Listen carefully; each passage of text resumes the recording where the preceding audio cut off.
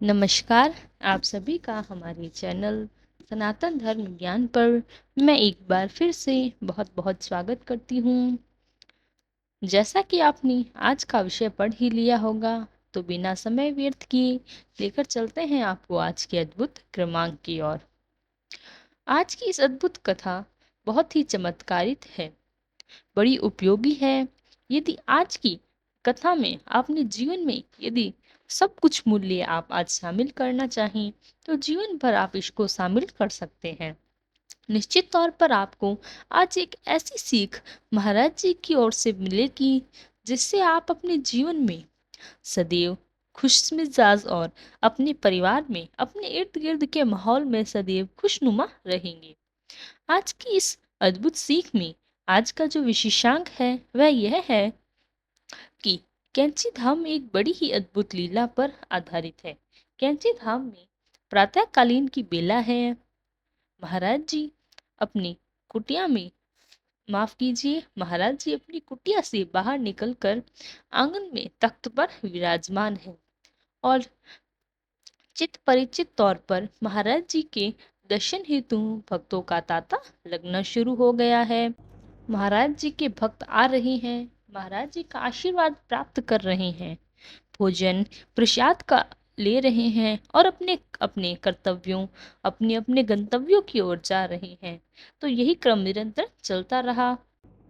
तभी वहां पर एक शिक्षक जो भवाली में कार्यरत है, वह महाराज जी के दर्शन हेतु आ गए और महाराज जी से आशीर्वाद प्राप्त करके भोजन प्रसाद प्राप्त करने के पक्ष महाराज जी के तख्त से ठीक सामने उनके चरणों के पास बैठकर महाराज जी की ओर पैर दबाने में लग गए। बड़ी ही चमत्कारिक कथा है, विशेषांक अवश्य आप पूरा सुनिएगा। तो होता क्या है कि महाराज जी के चरण दबाते दबाते महाराज जी से वह अपने अनन्य महाराज जी के भक्त एक प्रश्न पूछते ही हैं और प्रश्न होता है कि महाराज जी, क्या इस पूरे जीवन भर में हम खुश रहने का क्या कोई एक ऐसा उपाय हो सकता है? क्या ऐसा हो सकता है कि हम पूरे जीवन भर स्वयं हमेशा खुश रहें, हमेशा खुश मिजाज रहें? तो कुल मिलाकर एक खुशहाल जीवन जीने का क्या कोई उपाय है? क्या ऐसा कोई संभव उपाय है? इस प्रकार से महाराज जी उनके इस प्रश्न पर बड़े गंभीर स्वर में महाराज जी एक संदेश देते हैं उनको। संदेश क्या है? महाराज जी कहते हैं कि मनुष्य का सबसे बड़ी कमजोरी क्या है? आप जानते हैं, मनुष्य की सबसे बड़ी कमजोरी, मनुष्य को जैसे जैसे जीवन में जो जो चीजें प्राप्त होती हैं, जैसे उसको स्थितियां मिलती हैं, उन स्थितियों से मनुष्य और ज्यादा लालच को प्राप्त करता है। इसका अर्थ है, महाराज जी कहते हैं कि मनुष्य की प्रवृत्ति ऐसी होती है कि यदि आपकी कोई मनसा है, उसकी कोई मनोकामना या उससे बहुत ही उपयोगी कोई कार्य बन जाता है, तो मनुष्य उस कार्य को पूरा होने पर संतोष करने के बजाय और लालच को बढ़ावा देता है। ऐसा लालच कभी खत्म ही नहीं होता, यह अनंत लालच में परिवर्तित हो जाता है। महाराज जी जो बात है, अगर हम उसे थोड़ी गौर से देखें, तो हम प्राप्त करते हैं कि महाराज जी, यदि हम अपने मन को टटोलना शुरू करें, तो आप में से मेरी बात से या महाराज जी के इस अद्भुत वाक्य से लगभग सभी लोग संतुष्ट होंगे कि और सभी इस बात पर सहमत भी होंगे कि ऐसा होता ही है।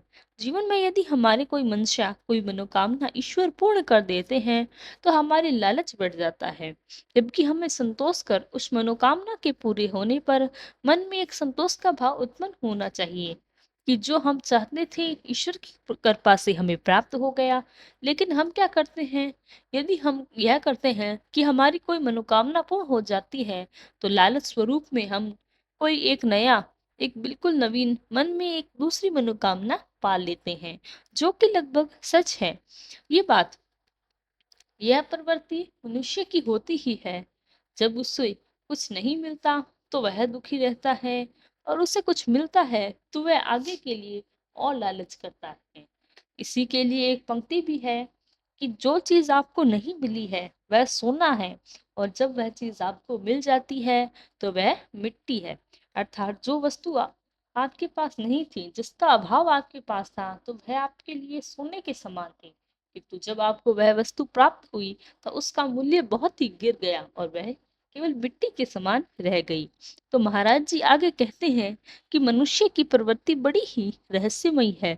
मनुष्य के मन का जो भाव है वह इतना रहस्यमयी है कि एक मनसा पूरी होने के बाद में उस पर संतोष का भाव रखने की बजाय हम नया लालच को लाद लेते हैं, और वह लालच जब पूरा होता है तो फिर संतोष की अपेक्षा हम एक नया लालच पाल लेते हैं। तो महाराज जी कहते हैं कि मनुष्य अपने इसी लालच के प्रभाव से जीवन में खुश नहीं रह पाता।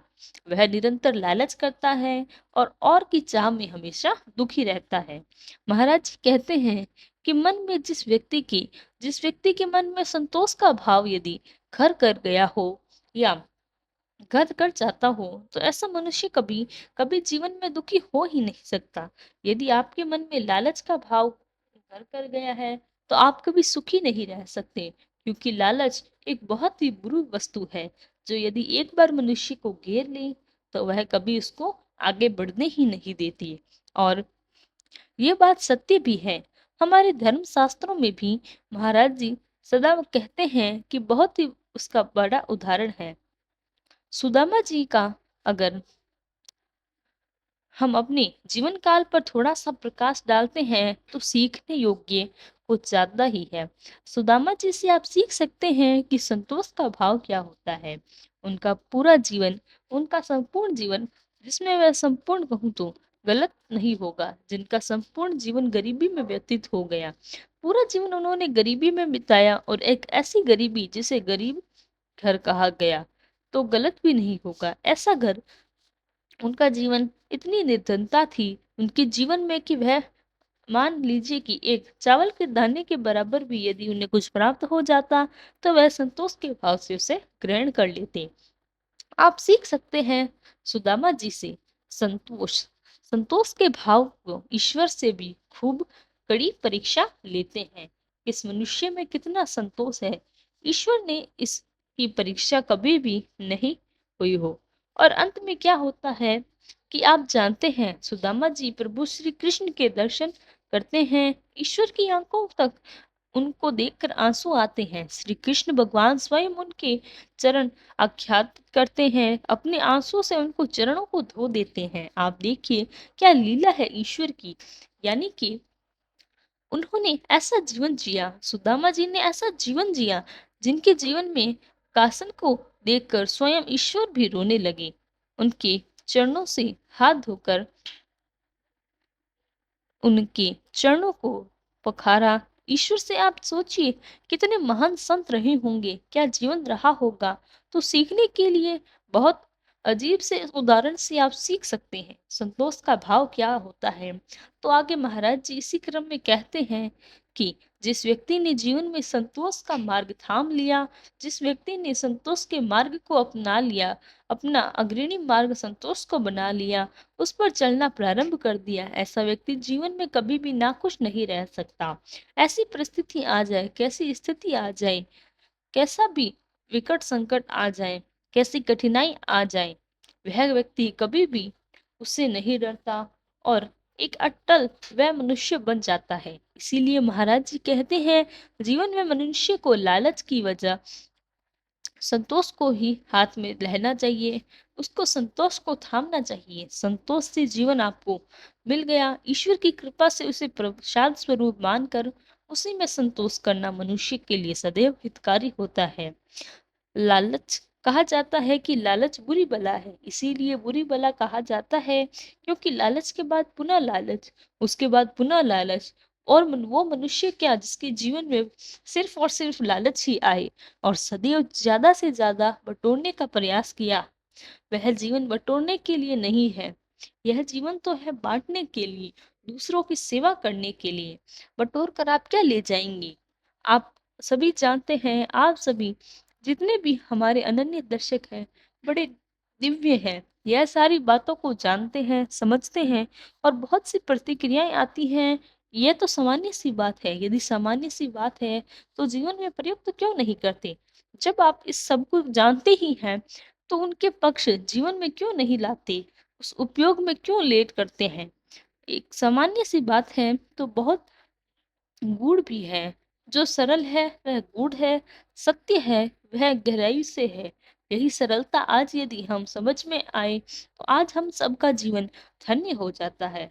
यही सरल सी बातों को जीवन में उपयोग करते करते कई मनुष्य मनुष्य श्रेणी से संत बन गए। और बहुत सी छोटी सी बात है, यह तो बहुत छोटी कक्षाओं में हमें सिखाया जाता है कि लालच बुरी बला है।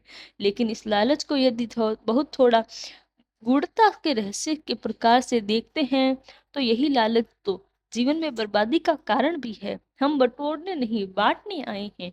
मनुष्य का सबसे बड़ा कर्तव्य है कि अपने जीवन में एकत्रित करने की बजाय वितरित करने की आदत डालें। एकत्रीकरण अच्छी बात है, जीवन में जोड़ना अच्छी बात है, लेकिन जोड़ना भी पर्याप्त मात्रा में ही हितकारी है।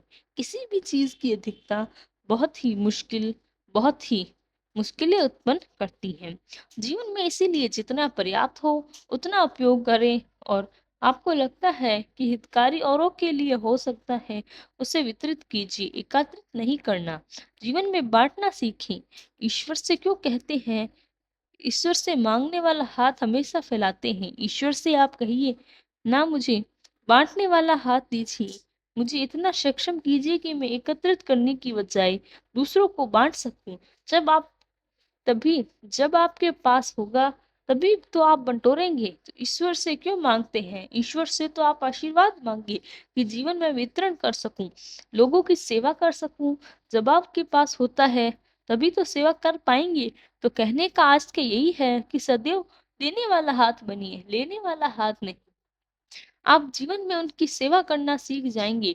लोगों को आप उनकी परेशानियों से उनका साथ देना सीख जाएंगे।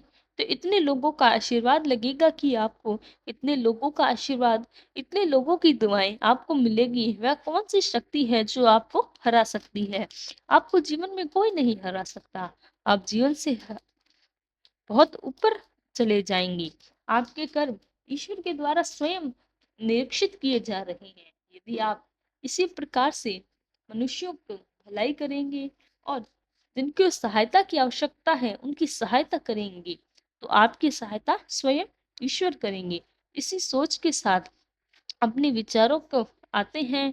अपने जीवन में जब चरित्र मनुष्य बनाता है, तो अपने विचारों से बनता है, अपनी बुद्धि से बनता है, अपनी निष्ठा से बनता है, और ईश्वर की कृपा से बनता है। सभी का हौत होता है एक मनुष्य के चरित्र। इसीलिए मनुष्य से सदैव ऐसे मांगे कि आप उस बात को जो ईश्वर से आप चाहते हैं वह औरों के लिए भी कारगर हो। कुछ ऐसी चीजें आशीर्वाद स्वरूप मांगिए। यह नहीं कि सिर्फ हमारे सारे भंडार भर दें, यह तो सब कर रहे हैं। ऐसा भंडार का क्या फायदा? अपने साथ आप लेकर कुछ नहीं जाते, खाली हाथ आते हैं, खाली हाथ जाना है। यह जीवन का नियम है। इसीलिए ईश्वर से यही मांगना है, तो यह मांगे, यह सोच के साथ मांगे, जो प्राप्त हो उससे उसका वितरण कर सकें। यही मनुष्य का सबसे बड़ा कर्तव्य होना चाहिए। तो महाराज जी यही सीख देते हैं कि जीवन में यदि आप इन उसूलों को मान लेते हैं, अपना नियम बना लेते हैं, इन सभी उसूलों को जोड़कर अपने जीवन में शामिल करते हैं, जीवन भर आप खुश होंगे ही होंगे। साथ ही आपके चरित्र में खुशी आ जाएगी। आपके व्यक्तित्व इस समाज के लिए एक उदाहरण स्वरूप उभर कर आएगा, और आपका स्वरूप एक ऐसा हो जाएगा कि समाज में आपकी छवि प्रतिष्ठित हो जाएगी। तो इसी शिक्षा के साथ महाराज जी का दरबार भी समाप्त होता है। तो कैसा लगा हमारा आज का क्रमांक, हमें कमेंट कर कर ज़रूर बताइएगा। तो आशा करते हैं आपको क्रमांक पसंद आया होगा। यदि क्रमांक अच्छा लगा हो, तो लाइक, कमेंट और शेयर करना ना भूलें। साथ ही साथ चैनल को सब्सक्राइब भी ज़रूर करें। कल फिर मुलाकात होगी ऐसे ही एक अद्भुत क्रमांक के साथ। तब तक के लिए धन्यवाद। जय गुरुदेव।